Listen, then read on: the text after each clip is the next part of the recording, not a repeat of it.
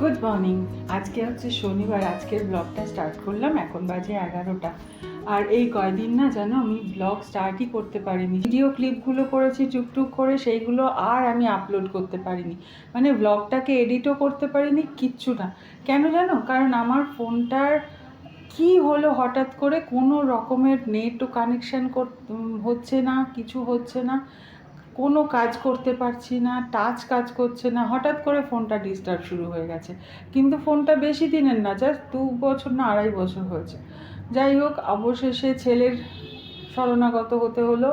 ছেলে আর মেয়ে সবাই মিলে। আমি না সবসময় না ফোন করি, কিন্তু সমস্ত ফোনের সেটিংস আমি করতে পারি না, যার জন্য আমি ব্লগ বানাচ্ছি, ভিডিও শ্যুট করছি, এডিট নিজে নিজে করছি, সব কিছু। কিন্তু একটা সময় আমি আর আমার ফোন, জাস্ট ফোন আসা আর ফোন যাওয়া, এইটুকুনির মধ্যেই সীমাবদ্ধ ছিল। এখন সেইখানে ফোনের কাজ অনেকটাই আমার বেড়ে গেছে। আমার হাতে প্রায় সময় ফোনই থাকে, কিন্তু কী বলতো, সব সেটিংস আমি একা করতে পারি না।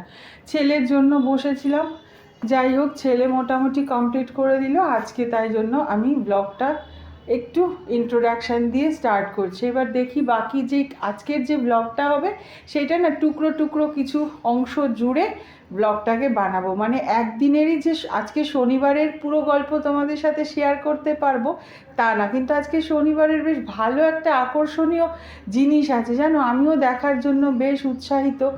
চলো, ওইটাও আমি না জেনে আগে বলছি না, আগে দেখে নিই, ভিডিও শ্যুট করে নিই, তারপর তোমরা দেখতে পাবে। ভিডিওর ব্লগটা দেখলে লাস্টে তোমাদের নিশ্চয়ই ভালোই লাগবে। দিন পরে মুখার্জি মশাই অফিস গেল। এবার অফিসে মানে কাজ বেরোলো আর কি। বাড়ির পুরুষরা যদি বাড়িতে বসে কাজ করে, আর আমার এইটুকুনি জায়গা, বুঝতেই পারছো, একটা ঘরে ছেলে, একটা ঘরে মেয়ে, এই একটা ঘর, এই একটা ঘর, দুটো ঘরে দুজনে থাকলে। এবার আমার জায়গা হচ্ছে ওই যে পেছনটা, এটা হচ্ছে আমার অফিস, ঠিক আছে। এবার আমার অফিসের পাশে, বুঝতে পারছো, রয়্যাল বেঙ্গল টাইগারের অফিস। বাঘে হরিণে একসাথে থাকা, যদিও আমাদের বাঘও খুব ভালো, হরিণও খুব ভালো, কেউ কাউকে দাঙ্গা করে না। এইখানে বসে অফিসে সারাক্ষণ কানে কথা বলছে, তাহলে আমি কোথায় কথা বলতে পারবো? আমি তো ফোন করতে গেলেও ডিস্টার্ব হয়। হচ্ছে সংক্রান্তি এসে গেছে, একদম দোরগোড়ায়। ও, তোমাদের ভালো কথা একটা জিনিস বলবো, হাতে তো ক্যামেরা থাকে, মুখে তো সব বলে দিই। এইদিকে যে কখনো মার্চ মাস, এপ্রিল মাস পড়ে গেছে, 2 মার্চ বলে দিয়েছি। তোমাদের 2 তারিখে 2 এপ্রিলের গল্প বলতে গিয়ে ওটা মার্চ বলে ফেলেছি। এই রকম ভুল তো গৃহিণীদের বোধহয় খুব বেশি মাত্রায় হয়, তাই জন্য দেখে শুনে সমস্ত সময় করি, তা সত্ত্বেও এরকম ভুল হয়ে যায়। আজকে একদম ক্যালেন্ডারের সামনে নিয়ে গিয়েই তোমাদের বলছি। আজকের হচ্ছে এই যে ক্যালেন্ডার, তোমাদের উল্টো দিকে করে বলছি, দাঁড়াও। আজকে শনিবার 6 তারিখ। আজকে তাড়াতাড়ি করে করেছি। আলু ভাজা খেয়ে গেছে, ডাল, এখানে তো ভাত আছে, তারপরে করেছি 1 কড়াই চাউমিন। আবার বুম্বাকেও দিয়েছি, মুখার্জি মশাই নিয়ে গেল, ঋষি উঠে খাবে, তিতুন খাবে, আমি খেয়েছি। তাহলে অনেকগুলো, যার জন্য অনেকগুলো করতে হয়েছে। আর এখানে শুধু লাল শাকটা করব। আজকে ভাবছি নিরামিষটাই করব, মানে আজকে আর কোনো মাছ মাংস করব না। কিন্তু আজকে তোমাদের একটা মাছের রেসিপি শেয়ার করব, সেইটা করেছিলাম হচ্ছে গতকাল। আর আমি কিছু সবজি কিনে রেখেছি, এইগুলো না লাগে, কিনে রেখেছি। ফুলকপিটা না এখানে কেউ একটা মাসি চাষি নিজেরা চাষ করছে, একদম দেশি কফি, খুব ভালো। এই সময় তো কফি ভালো হয় না, কিন্তু এই কফিটা বেশ ভালো। এবার আমার অবস্থা দেখো কীরকম পাসিনা, কীরকম ঘাম। আর চুল কেন খোলা হলো তো গরমের মধ্যে? স্নান করে আসলাম, এবার স্নান করে এসে চুলটাকে টিকিটা বাঁধবো, কিন্তু ঘামের মধ্যে না পুরো ভিজে রয়েছে। এবার সেই জন্য টিকি বাঁধতে পারছি না। টিকিটা একটু পরেই বাঁধবো, কারণ পাখা চালাতে পারছি না। তোমাদের সাথে গল্প করলে পাখা চালানো যায় না, তবে আওয়াজটা কেটে যায়, যার জন্য পাখা বন্ধ করে কাজ করছি। ঘড়িতে বাজে হচ্ছে আবার আমি উল্টো দিকে তাকিয়ে ভুলভাল বলে দেবো। এখন বাজে হচ্ছে 11:15। আগের দিন না উল্টো দেখে 11:15 জায়গায় মানে 5:15 না কত জায়গায় বলে দিয়েছিলাম 4:45। এইরকম একটা উল্টো দেখলে উল্টো বলে দেবো। যাই হোক, ভুল বলিনি, 11:15 বাজে, তাই গুড মর্নিং তো বলাই যেতে পারে। এবার লাল শাকটা বানাবো। আর তিতুনের একটা খবর হয়েছে, তিতুন এখন বসে পড়াচ্ছে ওই ঘরে। ও একটা টিউশন পেয়েছে ক্লাস 9-এর। আর এই গরমে এতক্ষণ বাদে পাখা চালিয়ে বেশ আরাম অনুভব করছি, মনে হচ্ছে বেশ জুড়িয়ে গেল। আর পাবদা মাছগুলোর আজকে একটা না সর্ষে পোস্ত দিয়ে একটা ঝোল বানাবো, ঝাল বানাবো না, ঝোল বানাবো। আর কিছুটা পাবদা মাছ ফ্রিজে চালান করে দিই, পরে এতগুলো মাছ লাগবে না, পরের দিন আবার অন্য একটা রেসিপি বানাবো। আর এখনও পাবদা মাছ বাড়িতে আসলে মনে পড়ে বাবার কথা, ভীষণ প্রিয় একটা মাছের মধ্যে ছিল বাবার। যাই হোক, এগুলোকে ম্যারিনেট করে রাখলাম নুন হলুদ দিয়ে, আর কড়াই বসিয়ে তাতে দিয়ে দিলাম সর্ষের তেল। পাবদা মাছের এই রেসিপি, মাছের যে কোনো রেসিপি সর্ষের তেলেই হয়, তবে একটা সাংঘাতিক ব্যাপার হচ্ছে এই মাছগুলোকে ভাজা।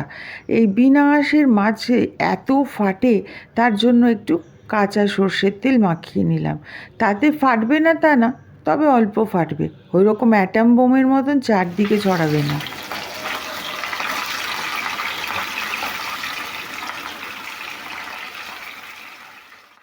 আর পাবদা মাছগুলোর মধ্যে যেই রুই মাছটা উকি মারছে একটা খণ্ড, সেটা হচ্ছে ডিঙ্গুর।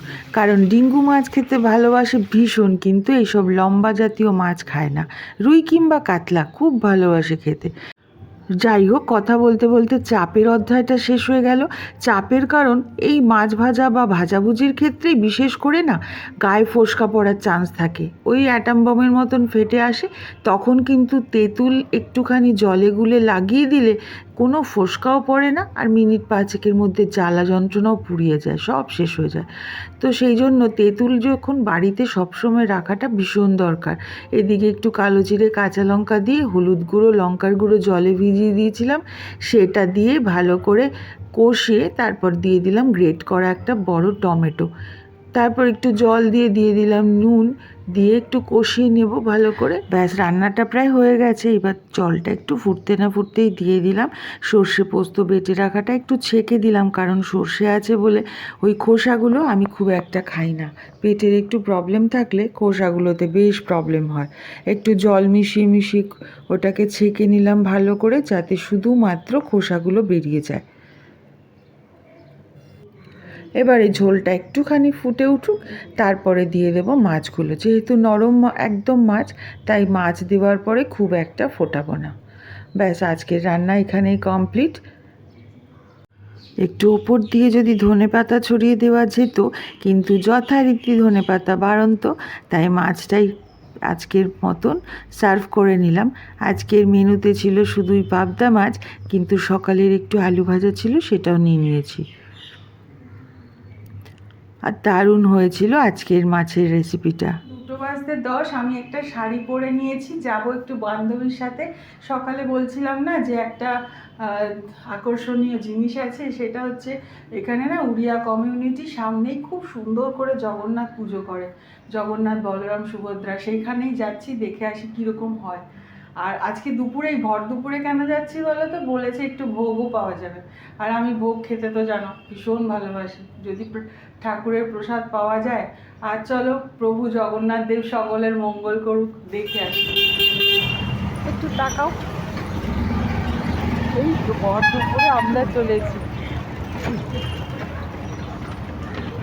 রোদ, কোনো শাড়িও পরা যাচ্ছে না, কিছুই করা যাচ্ছে না। রিক্সা চলে যাই, এটুকুনি হেঁটে যাই না, চলো। বাড়ি থেকে খুব সামান্যই পথ, কিন্তু এত গরম, যার জন্য রিক্সায় করে পৌঁছে গেলাম আমাদের এই জায়গাটায়।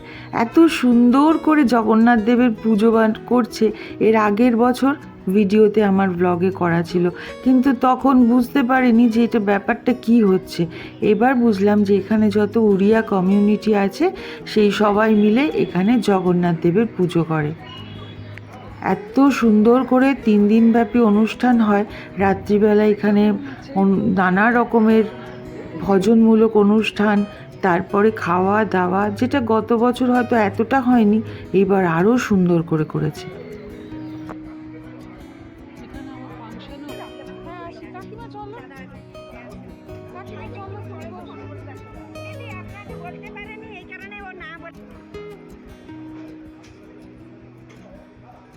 আর এই পুজোতে যে যেরকমভাবে পারে সবাই অংশগ্রহণ করে, কেউ গাছের কাঁঠাল, কেউ বা চাঁদা, নানা রকমভাবে। আর এই হচ্ছে শাশুড়ি মায়ের বান্ধবী, বলছে আগে বললে একটু সেজে আসতাম।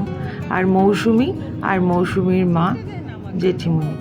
আর আজকের ভোগের প্রসাদে ছিল এরকম ছোট ছোট চালের ভাত, সঙ্গে একটু ঘন ডাল, তবে মুগের ডাল নয়, এটা কোন ডাল আমি বুঝতে পারলাম না। সঙ্গে আলুর তরকারি নয়, তবে একটা পাঁচমিশালি তরকারি, যার মধ্যে আলু ছাড়া অন্য রকম একটা সবজিও হয়তো খুব একটা আমি চিনতে পারিনি। আর ছিল চাটনি। তারপর যে যার পাতা নিয়ে আমরা ডাস্টবিনে ফেললাম। আর ভোগের প্রসাদ যাই হোক, এত অমৃত কিভাবে হয় বুঝতে পারি না। খুব সুন্দর খেলাম। আর চলো এবার হাত মুখটা ধুয়ে নিই।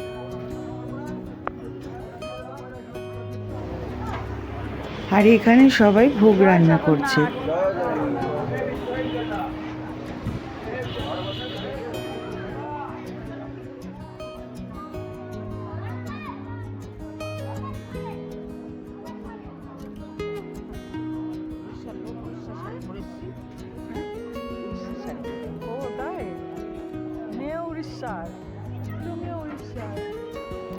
আর ভোগের অন্ন মহাপ্রসাদ কিভাবে পাওয়া যাবে তার এখানে সমস্ত লেখা রয়েছে। বুক করেও নিতে পারবে, আবার কেউ কেউ 150 টাকা কুপন কেটে বাড়িতে মহাপ্রসাদ নিয়ে আসতে পারবে। এখানে কি কি খরচপাতি লেখা রয়েছে। আর খাজা প্রসাদ যেটা শুকনো, সেটা 100 টাকা বিনিময়ে এখানে পাওয়া যাচ্ছে। আর এত সুন্দর লাগছে চারপাশটা।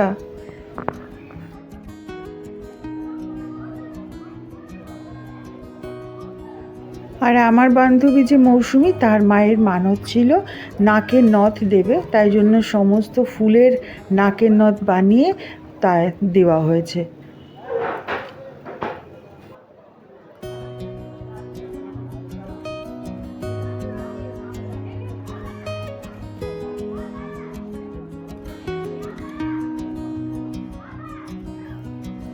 আজকের গল্প তাহলে এখানেই শেষ করি। তোমাদের কেমন লাগলো আজকের গল্প আমাকে অবশ্যই কমেন্টে জানিও। আর ভালো লাগলে একটা লাইক অবশ্যই দিয়ে যেও। আর যারা নতুন দেখছো আমায়, তারা ভালো লাগলে একটু সাবস্ক্রাইব করে নিয়ে দেখো। নিজেদের অনেক খেয়াল রেখো, সুস্থ থেকো। দেখা হবে পরের একটা ব্লগে। ততক্ষণের জন্য টাটা, বাই বাই।